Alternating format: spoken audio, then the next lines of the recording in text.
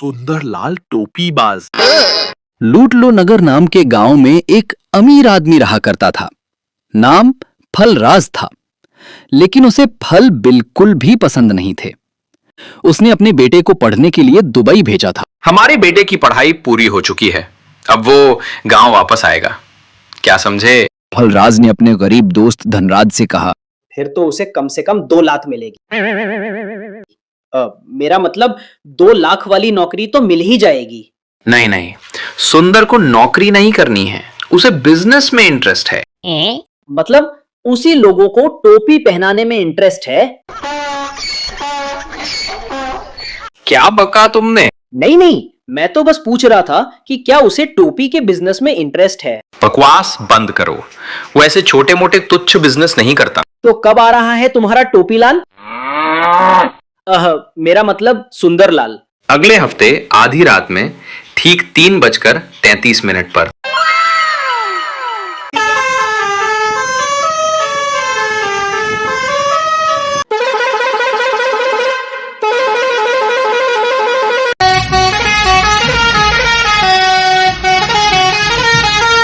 कुछ इस तरह 700 से 800 ट्रक से लिफ्ट मांगते हुए सुंदरलाल दुबई से इंडिया पहुंचा। वल्लाह, इंडिया के गांव में कितना ठंड होती, हमको स्वेटर ला कर देती।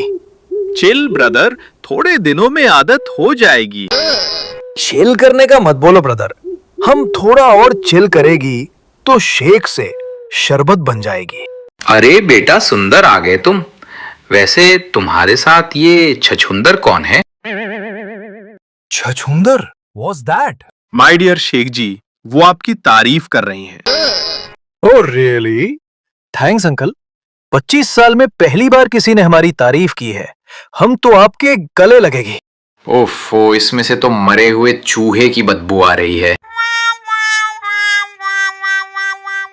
डोंट माइंड शेख जी, पिताजी बिना नहाए किसी के गले नहीं पड़ते।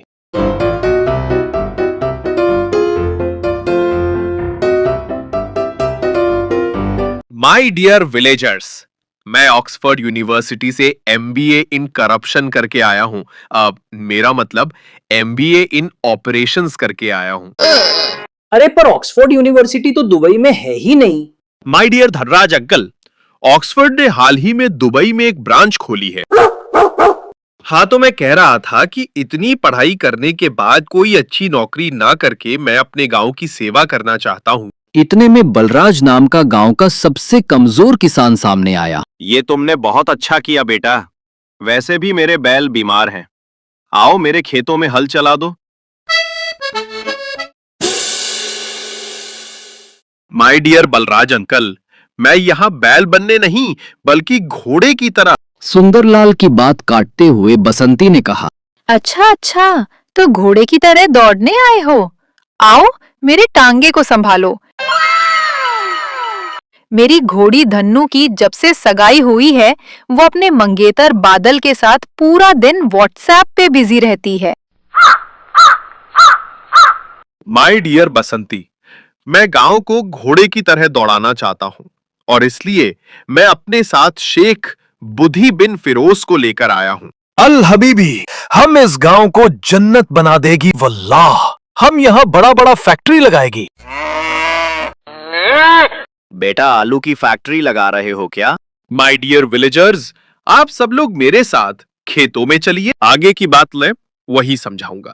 कुछ देर बाद सुंदरलाल और सभी गांव वाले खेतों में पहुंचे, जहां कभी न हंसने वाले हंसराज अपने भतीजे चिंटू के साथ काम कर रहे थे। माय डियर इडियट्स, मेरा मतलब विलेजर्स, हमारे गांव के पास इन पहाड़ों में कई सारे मिनरल्स जैसे तांबा, कोयला, एल्यूमिनियम की खदानें हैं। हम ये कीमती पत्थर निकाल के फैक्ट्रियों में प्रोसेसिंग करके उन्हें विदेशों में बेचेंगे। लेकिन फैक्ट्री लगाने के लिए जमीन कहाँ है? माय डियर चिंटू, ये जमीन नहीं तो क्या समुंदर है।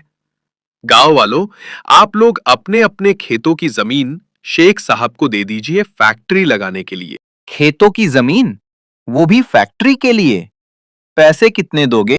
फैक्ट्री से जो मुनाफा होगा उसमें से आधा हम गांव वालों को देने का वादा करती और हर महीने का 1 लाख किराया अलग से देती। लेकिन फिर हम लोग खेतों के बिना क्या करेंगे? माय डियर बलराज अंकल, अब आपको कुछ भी करने की जरूरत नहीं है। अब आपको जिंदगी भर हर महीने 1 लाख मिलता रहेगा। आप लोग इस वक्त सिर्फ 10 से 15 हजार कमाते हैं। मैं आपको 1 लाख की ऑफर दे रहा हूं। बोलो तो हमारा डील फाइनल होती। हम आपको सोच के बताएंगे।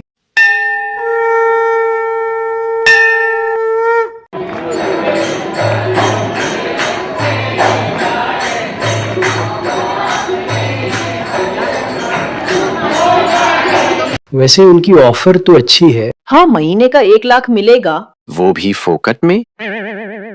फिर हम दुबई घूमने जाएंगे, फ्लाइट में चढ़ेंगे। सोने में नहाएंगे। हमारा रिटायरमेंट सुधर जाएगा। ढेर सारा धन भी आ जाएगा। हल चलाने का झंझट भी खत्म हो जाएगा। और अंत में आप सबका तेल निकल जाएगा।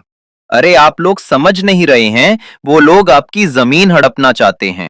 हड़पना नहीं, फैक्ट्री लगाना चाहते हैं। हमें पार्टनर बनाना चाहते हैं।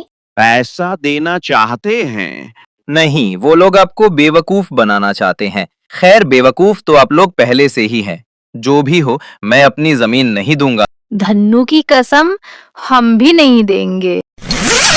अगले दिन सभी लोग अपनी जमीन के कागजात लेकर फलराज के घर पहुंचे।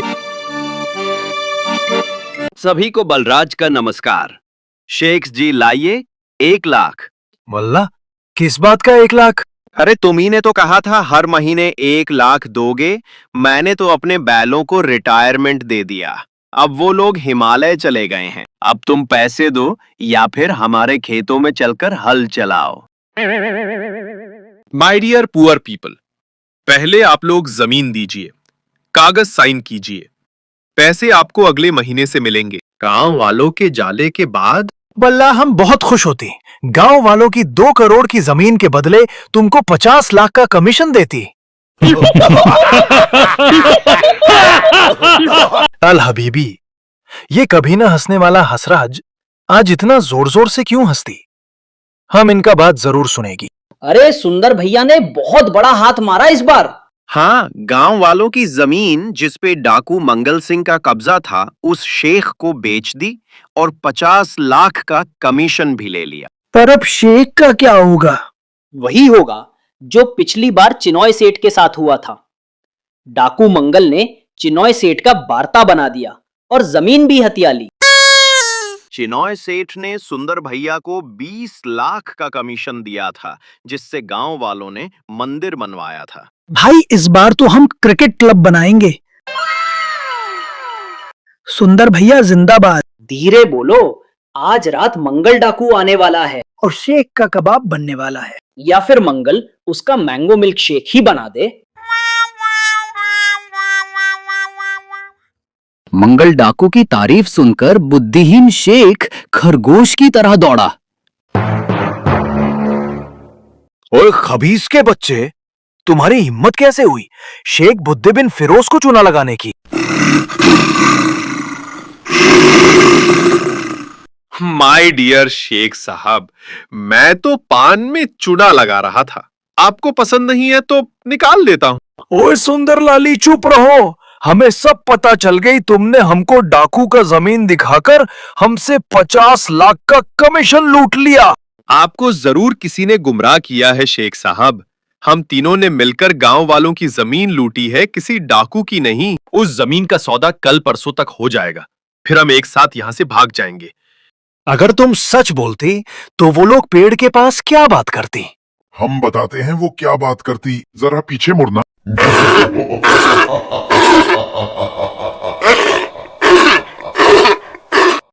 हमने तुम्हारी सारी बातों का वीडियो बना लिया है। अब आगे की सौदेबाजी जेल में करना। ओ इंस्पेक्टर, ये तो बताओ तुमको हमारे बारे में कैसे पता चलती? वो सब मैं बताता हूँ। आज सुबह बसंती ने आप लोगों की सारी बातें सुन ली थीं। फलराज की बेटी बसंती ने सोचा कि अभी तक फैक्ट्री का कोई काम शुरू ही नहीं हुआ, शेख से जाकर मिलना चाहिए। फलराज के घर पहुंचकर उसने खिड़की से झांककर देखा। अरे निकम्मो, ये जो तुमने गांव वालों से हर महीने 1 लाख देने का झूठा वादा किया है, उसे पूरा कैसे करोगे? माय डियर पिताजी, डोंट वरी, हम लोग 1-2 दिन में ये सारी जमीन बेचकर यहाँ से हमेशा के लिए रफू चक्कर हो जाएंगे।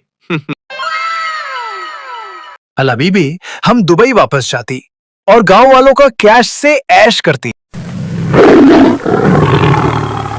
फिर वो मेरे पास आई। बगीचे में हसराज, धनराज और बलराज चाचा जो कह रहे थे वो सब झूठ था, आप लोगों को रंगे हाथ पकड़ने के लिए। इसके बाद सुंदरलाल, फलराज और शेख को जेल में सभी कैदियों के लिए अगले 99 सालों तक टोपी बनाने की सजा सुनाई गई। हमारी तरह आप भी फ्रॉड से सावधान रहिए, सतर्क रहिए और देखते रहिए क्राइम पेट्रोल दस्तक। मेरा मतलब मॉडर्न पंचतंत्र आज तक।